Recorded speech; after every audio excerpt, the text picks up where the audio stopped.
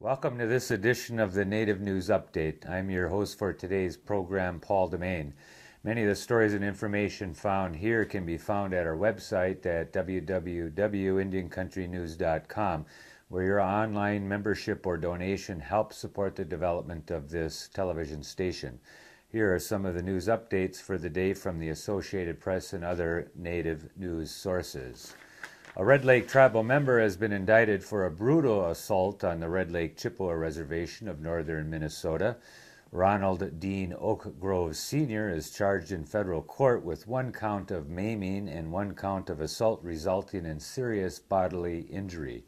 An FBI affidavit says that on December 15th, Oak Grove assaulted a woman by grabbing a pot of boiling water, grease, and beef and dumping it on her head. He left saying, "I hope you die."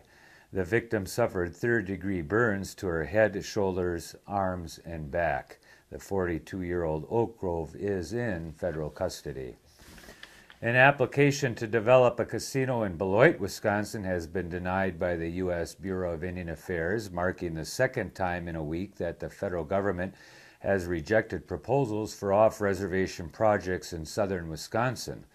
U.S. Representative Tammy Baldwin and State Senator Judy Robson of Beloit issued statements expressing disappointment at the decision this week. They also said they hope that the incoming Obama administration will reverse this decision. The Bad River and St. Croix Chippewa bands of northern Wisconsin made the application to develop the casino complex. Tribal spokesman Joe Hunt said that the tribes still have hope that the project will go forward. Last week, the government rejected the Menominee Nation's proposal to build a casino and entertainment center at the Dairyland Greyhound Park in Kenosha, Wisconsin. Governor David Paterson says he wants to talk to Seneca Nation leaders who have threatened to charge tolls on the New York State Thruway, where it runs through the reservation in western New York. Seneca President Barry Snyder announced January 14th that in response to the state's plan to begin collecting excise tax on cigarettes sold at Indian-owned stores, the Tribal Council will devise a way to collect a $2 per vehicle at a toll booth. When asked what he was doing in response to the Seneca's plans, Patterson pointed to court rulings that have favored the state in the dispute so far. The governor said he would approach the Senecas to talk, adding that even though they are a sovereign nation, they benefit from living in New York and have an obligation to it. The final report on the feasibility of developing wind energy on the Great Lakes was issued by the Public Service Commission of Wisconsin. The study found that offshore wind projects in the Great Lakes area are feasible and could likely be a part of the Great Lakes energy future. The report, which is the result of an investigation into the Great Lakes wind development, identifies options for addressing the most significant barriers to the development of offshore wind should the state of Wisconsin, Michigan, or tribes decide to pursue this alternative energy source. Several reservations are located along the shores of Lake Superior and Lake Michigan, including the Red Cliff and Bad River, Keweenaw Bay, Bay Mills, Sault Ste. Marie, Little Traverse, and Grand Traverse bands of American Indians and their governments. Any of them may be potential wind energy producers if the proper feasibility results can be obtained. Several reservations along the north shore of the lakes in Canada might also benefit from the study. According to the Buffalo Field Campaign of West Yellowstone, a study released this week determined what they say they have known all along. The risk of brucellosis transmission from wild bison to cattle is extremely remote. The study, quote, Wildlife-Livestock Conflict, the risk of pathogen transmission from bison to cattle outside Yellowstone National Park, was published in the Journal of Applied Ecology recently. In summary, the study states, we have shown that the quantitative risk of transmission of brucellosis is highly variable in space, time, and frequency. We believe that this variability offers great potential for focused adaptive management efforts that will reduce the cost of brucellosis management, reduce the need for hazing of bison, and maintaining very low risk for the cattle industry of Montana. Nevertheless, according to the Buffalo Field campaign, livestock interests are running rampant with power in Montana. As of January 15th, the Montana Fish, Wildlife, and Parks Commission began killing elk in the name of brucellosis risk management.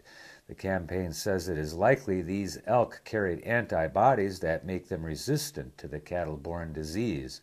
Ranchers have been blaming elk for the loss of Montana's brucellosis-free status, but the tests placing the blame on elk are inconclusive at best. You can get more information by going to www.buffalofieldcampaign.org. For 3 weeks in June, Native American students will learn the craft of journalism through one of several journalism courses taught at the Freedom Forum's Al Newharth Media Center on the University of South Dakota's Vermilion campus. Applicants are welcome from any Native American college student hoping to become a journalist. Students attending AIJI for free and receive other financial assistance, including room and board during the program, and a scholarship stipend upon completion of the program. Students also may be eligible for college credit. After successful completion of the program, top graduates are hired for 6-week paid internships as reporters, copy editors, photographers, or multimedia journalists with daily newspapers and with the Associated Press. For more information on the program, you can go to AIJI at freedomforum.org. Applicants must be received no later than February 1st. Leaders of California's tribes are pressing the incoming Obama administration to appoint more American Indians to the federal judiciary. Nearly 900 judges sit on the federal bench throughout the United States, but government records show only one claims American Indian ancestry. That is Frank Howell, CA, a senior district judge in Oklahoma.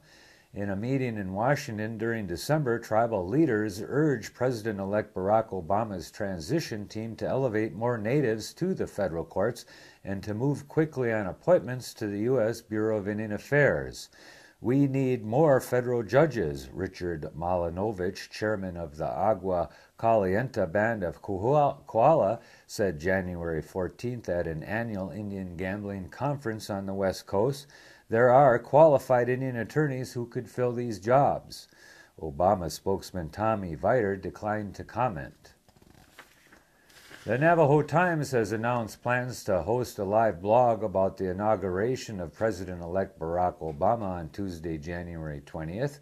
The blog is a collaboration between the Navajo Times and the National Museum of the American Indian e-News Service, which is a publication of the Smithsonian's National Museum.